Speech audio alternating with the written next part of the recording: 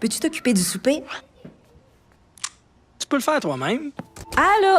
Maman, regarde, c'est papa qui a cuisiné ça. Ah, c'était pas grand-chose. Et demain, il va nous faire un gratin de dauphin. IGA vous lance le défi +1. Cuisiner un repas de plus par semaine. Parce que cuisiner plus, c'est mieux manger. Alors, mon prochain invité, M. Jacques Laberge, il est, et je le mentionne, il est formateur et aussi, il a plus de 27 ans d'expérience en vente, représentant, directeur de compte majeur, directeur des ventes. Vous cherchez votre job, vous? Non, ça va assez bien. OK. J'ai le meilleur boss au monde. Je suis mon propre patron depuis quelques années. Oui. Bonjour, M. Laberge. Bonjour, Michel, ça va bien? Bienvenue chez nous. Merci. Jacques, on va parler. D'abord, vous avez fondé votre entreprise il y a déjà 6 ans de ça. Oui, Vous êtes effectivement. un formateur avec toute l'expérience que vous avez. C'est ça. Moi, ce que j'aime des formateurs comme vous, c'est que vous avez toutes les connaissances, mais en plus, c'est que vous connaissez exactement. Vous connaissez la job. Oui, bien, écoute, pour être crédible, tu n'as pas le choix de connaître la job. Parce que je forme des gens en vente, des gens qui doivent aller porter un message dans les entreprises.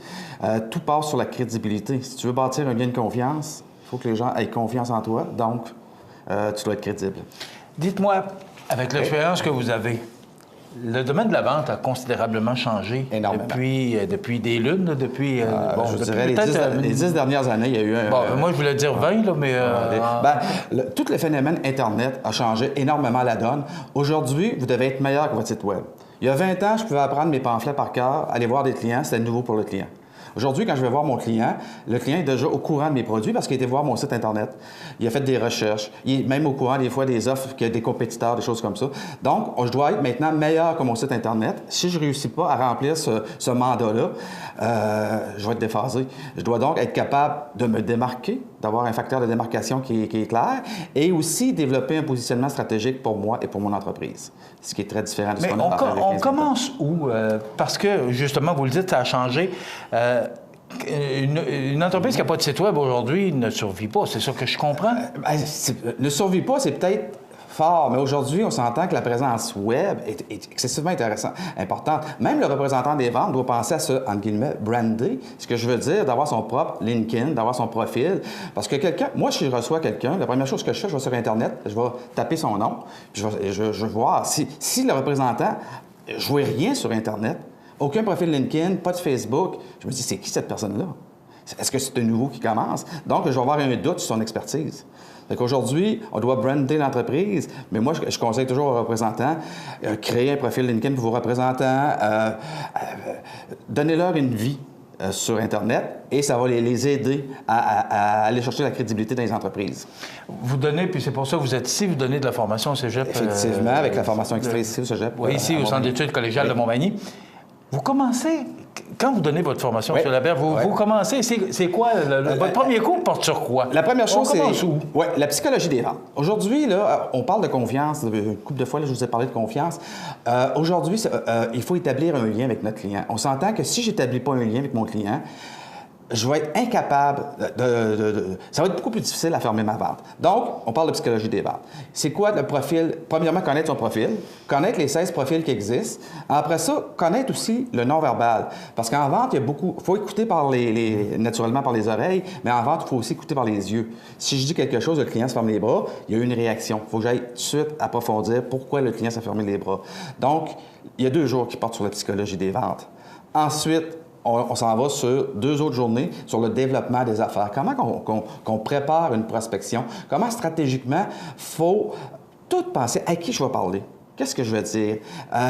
Comment je vais le contacter pour la première fois? C'est une chose qui doit être pensée. Ça n'a pas changé. Là. Non.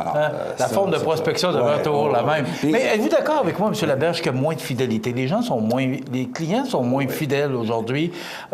Il y a beaucoup d'opportunités qui se présentent. Exact. Et comment on fait pour aller chercher cette fidélité-là? Est-ce qu'elle existe encore? Avant d'exister, parce qu'il faut toujours comprendre qu'est-ce qu'on vend aux clients. Puis on a en vente ce qu'on appelle les SONCA, les motivations d'achat. On sait que des gens qui cherchent plus la sécurité et le confort vont être des clients beaucoup plus fidèles. Par contre, les gens qui sont nouveautés, ils vont coucher 48 heures devant une porte de chez Apple pour avoir un nouveau téléphone. Donc, ces gens-là sont beaucoup plus difficiles. Les gens aussi qui ont des motivations plus argent sont beaucoup plus difficiles à fidéliser. Donc, il y a des types de clients qui sont fidélisables, mais la fidélisation aussi porte par rapport à ce que tu vends. Si ton produit est critique pour l'entreprise, le risque de changer de fournisseur est beaucoup plus grand. Mais si tu vends, par exemple, du papier de toilette, que tu l'ajoutes une place ou l'autre, ça n'a aucun impact pour l'entreprise.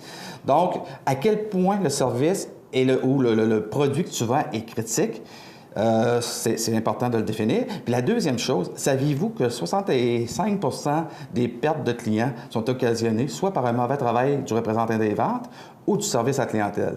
Les gens changent des fois pour 10 cents, mais généralement, ils changent parce qu'il y a une raison.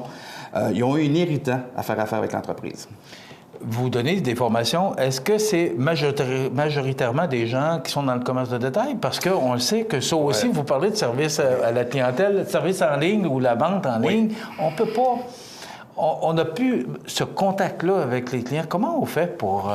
Moi, je vous dirais, par contre, 95 de ma clientèle, c'est des gens qui sont en business to business. Ce que je veux dire, font affaire avec des entreprises ou des entreprises qui font directement affaire avec le consommateur. Je fais beaucoup moins du détail. Le détail, c'est difficile à former parce qu'il y a un roulement énorme au niveau des gens. Donc, c'est difficile. Puis on s'entend que le marché du détail tout court est difficile. Fidéliser les gens au niveau des emplois, c'est difficile. Et là, les former, d'avoir de la rotation, les entreprises n'ont pas beaucoup de sous à mettre en formation. Donc, on travaille beaucoup, moi personnellement, je travaille beaucoup plus avec des entreprises ou avec des institutions collégiales qui vont former les gens, les envoyer sur la route, puis qu'ils soient le plus performants possible. OK. Maintenant, le monde a changé. Oui. Et est-ce que vous avez été obligé de changer votre formation par rapport au monde des affaires, même dans le secteur où vous enseignez actuellement? Moi, tous les années, je fais une remise à jour. Parce que moi, je suis connecté sur à peu près tout ce qui se fait en Amérique du Nord. Aller chercher... J'ai moi-même des gourous que j'aime suivre. Je suis ce qui est écrit, je regarde. Puis je me teste aussi parce que je fais ma vente de mes propres formations aussi. Oui, bien c'est ça, il faut être bon vendeur, vous aussi. Oui, j'ai pas le choix. Je suis pas mauvais. Si je ne sais pas vendre mes formations, j'ai un problème.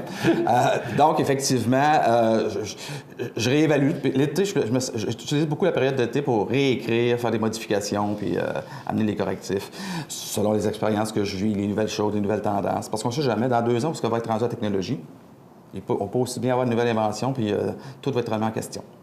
Les réseaux sociaux sont aussi, maintenant, les gens utilisent beaucoup les réseaux sociaux pour faire de la publicité. Est-ce que c'est efficace? Est-ce que vous recommandez cette forme de publicité-là? Bien, je crois qu'il faut le mettre dans la stratégie, sauf qu'il faut comprendre que quand on parle, il y a 2 affaires. Vous avez le marketing, qui est une chose, puis là, il faut considérer vraiment les médias sociaux, puis il y a la vente. Mais si vous croyez que vous allez vendre juste en utilisant les médias sociaux, il y a peut-être un risque d'être déçu. Parce que si vous voulez vous marier avec quelqu'un, vous n'enverrez pas votre demande de mariage par courriel. Vous allez le demander à la personne. Donc, l'aspect stratégique. Ce qui complique les choses maintenant, c'est la difficulté de rejoindre les gens. Ouais. Les gens sont hyper sollicités. Il faut donc être créatif. Qu'est-ce que tu vas dire à quelqu'un pour être, j'appelle ça sexy dans le langage de la vente? Qu'est-ce qui va faire que quelqu'un va me rappeler? Qu'est-ce qui va faire que si j'envoie un courriel à quelqu'un, que la personne va me rappeler? Donc, ce que les gens oublient souvent, c'est que parlez pas de vos caractéristiques. Parlez des bénéfices que les gens vont retirer de l'utilisation de votre service. Et juste en changeant votre langage, dans le fond, là, c'est simple, résumons ça, parlez le langage de votre client. Traitez pas votre client comme vous voulez être traité, traitez-le comme il voudrait être traité lui. Et quand tu comprends ça, tes chances d'avoir des rendez-vous, de faire de la bonne prospection sont beaucoup plus grandes. On voit hier, justement, dans notre bulletin d'information, une nouvelle entreprise qui vient de démarrer. C'est difficile aujourd'hui de démarrer une entreprise. Oui, Est-ce que si quelqu'un va vous voir et dire « Bon, ben moi, je veux démarrer une entreprise, je prends quel chemin? » Quel chemin vous allez lui indiquer en premier? Bien, moi, la première chose, c'est bien définir c'est quoi son marché cible. T'sais, moi, j'appelle ça, il y a un alignement stratégique de haut en bas. OK, tu as peut-être une idée, un produit qui est super, mais reste à qui ça s'adresse? As-tu bien ciblé ton marché? As-tu le discours? Bien, dans le fond, tu as ta stratégie, mais as-tu décliné ça en action? Parce que très souvent, on a des plans, mais si nos plans, on n'agit pas, ça reste un rêve. Donc, quelqu'un qui a une bonne idée, là, il faut qu'il y ait un plan stratégique qui est mis sur pied puis qu'on le respecte.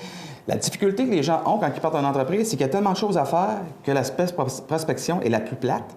Et on la met toujours de côté, on la remet. Mais en bout de ligne, c'est la pérennité de l'entreprise qu'on remet en question en faisant ça. Donc, bouquez-vous des périodes de développement dans votre horaire au même titre qu'un rendez-vous. Et tenez-vous-en. Et ça va vous aider à réduire le temps d'attente avant d'avoir les résultats. En terminant, M. Laberge, j'ai suivi plusieurs formations en vente. Il y avait dans le temps 7 étapes de la vente. Est-ce qu'elles existent encore ou il y en a 27 ou 37 aujourd'hui? Les étapes restent les mêmes. C'est juste qu'on les raffine avec le temps parce que, comme on disait tantôt, les technologies changent, les gens sont plus informés. Il faut donc le faire de façon différente. Très intéressant. On peut vous rejoindre à quel endroit? Moi, on peut me rejoindre par jacquelaberge.com sur mon site Internet ou par la formation extra ici, qui est du Cégep La Pocatière et Montmagny. Bien, merci d'avoir été avec nous, M. Laberge. C'est déjà terminé. Ça passe vite, plaisir, 10 ça passe minutes. en bonne compagnie, ça va bien. Oui, bien, merci. Moi, c'est un sujet qui me fascine beaucoup. Donc, M. Jacques Laberge, qui est formateur ici au Cégep, il a travaillé, entre autres, là, comme Xerox, Pitney Bowes, MBA en gestion des affaires et un bac en communication. Donc, connaît son affaire. Donc, M. Jacques Laberge, que vous pouvez rejoindre par le biais de Louise Richard au Centre d'études collégiales de Montmagny. Ça complète. Dans quelques instants, on parle des grands titres de l'actualité, il y a la météo, et déjà, ben oui, ce sera la fin de notre émission.